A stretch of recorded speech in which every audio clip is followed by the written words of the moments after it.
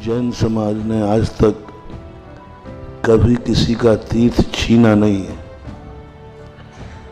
जैन समाज ने अपने ही तीर्थ क्षेत्र का अधिकार मांगा है, और जब वो नेमिनाथ भगवान का क्षेत्र है तो ऐसे राज्य में आज प्रातःकाल हम इस संबंध में बोल चुके हैं कि आज यही बात किसी ऐसे लोग में भूली होती जो जेहाद छेड़ देते तो उन्होंने तो बोला ही है, पता नहीं वो कितनों की गर्दनें काट चुके होते। एक जैन समाज अहिंसक समाज है, एक अपने आप में समता स्वभाव वाली समाज है।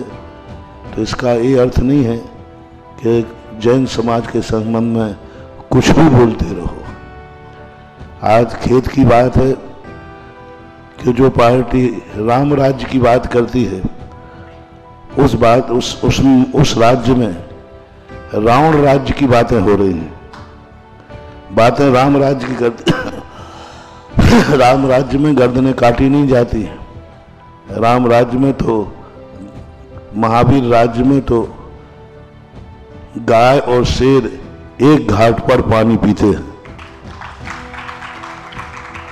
तो ऐसी स्थिति बनने वाली आज सरकार के किसी भी नेता ने इस पर आलोचना नहीं की, किसी भी नेता ने इस पर पक्ष नहीं लिया। तो अब समाज को सोचना है कि हमारी सरकारें भी हम जैनियों के प्रति हो रहे अत्याचार पे, हमने तो कभी नहीं कहा कि गिरनार पे कोई जाएगा तो हम ऐसा करेंगे वैसा करेंगे। जैनियों के प्रति ऐसा क्यों? फिर भी यदि इस प्रकार के अत्याचार होते रहे तो एक ओर तो कर्म सजा देगा, दूसरी ओर जैनी आज अहिंसक हैं। ऋषभदेव ने जैनियों को इतना निकम्मा भी नहीं बनाया। जैनियों को पीछे दी है तो जैनियों को असली तलवार का भी उपदेश दिया है। और जब ये मौके आते हैं तो मैं नहीं समझता हूं कि जैनियों के साथ इतना अत्याचार किया जाए कि जैनी को मजबूर होकर के उनको भी शस्त्र का सहारा लेना पड़े। हम लोग शांत प्रिय समाज हैं। इस प्रकार का बोलना, अभी इस प्रकार की बात है, अब सारे भारत के जैन समाज को एक होना चाहिए। अभी चुनाव का समय आ रहा है। आज पूरे भारत के जैनी वोटरों को जगह जगह एक ही बात कहना चाहिए कि हमारे साथ जो दुर्व्यवहार किया गया, हमारे साथ जो गर्दन काटने वाली बात की गई, इस शब्द को या तो वापस लिया जाए और या इस पर FIR दर्ज करके कानूनन के न्याय दिया जाए। जो शीर्षस्थ संस्थाएं हैं, तीर्थ क्षेत्र कमेटी है, इस पर एक्शन लेकर के और इस पर FIR दर्ज करके अदालत का दरवाजा खटखटाए।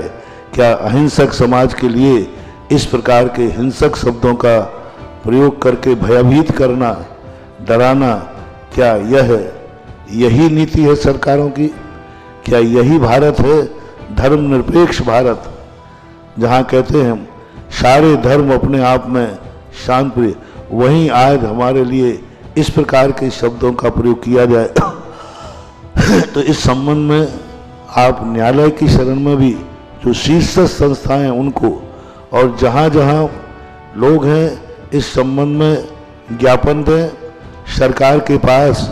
इसके लिए पूरे भारत के लिए मेरा निर्देश है कि हर भारत कोई भी व्यक्ति न दे, सारे जितने भी होम मिनिस्टर हैं, राष्ट्रपति हैं, गुजरात सरकार है, इन सब के लिए एक जिस ढंग से ज्ञापन दिए जाते हो, जिस ढंग से मैसेज भेजा जाता हो, सारे भारत को जागना है, सुनकर के चुप नहीं बैठना।